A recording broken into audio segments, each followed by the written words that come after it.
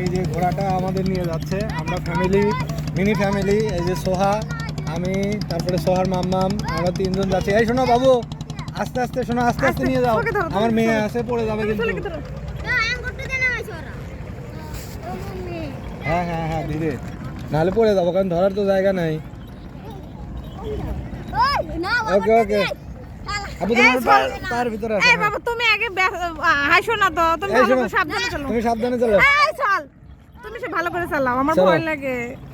ওকে ভাই, কি মাছ ধরে বিক্রি করবেন? কত কেজি? নাই, কয়টায় আসতে হবে? আচ্ছা, সকাল 6টায় আসলে নদীর মাছ পাওয়া যাবে। আমরা এখন এই যে ঘোড়ার গাড়িতে চলছি। খুবই সুন্দর একটা জায়গা, সেন্ট মার্টিনের মজাই তো আমার কাছে মনে হচ্ছে। বাংলাদেশের এক প্রান্তে চলে যেতে হয় সেন্ট মার্টিন যেতে গেলে, তবে ওখানে যেও যেরকম দ্বীপ, এখানেও আর কি দ্বীপ, যমুনার চর। এটা একটা দ্বীপ। ঘোড়ার গাড়িতে কেমন লাগছে আম্মা? আম্মা ঘোড়ার গাড়িতে কেমন লাগছে তোমার? তুমি ধীরে ধীরে চালাও, ঠিক আছে বাবু? এই তোমার বাড়ি কোথায়? এই চরে? বাবা ঘোড়ার গাড়িতে। এই শোনো, এই চরের নাম কি?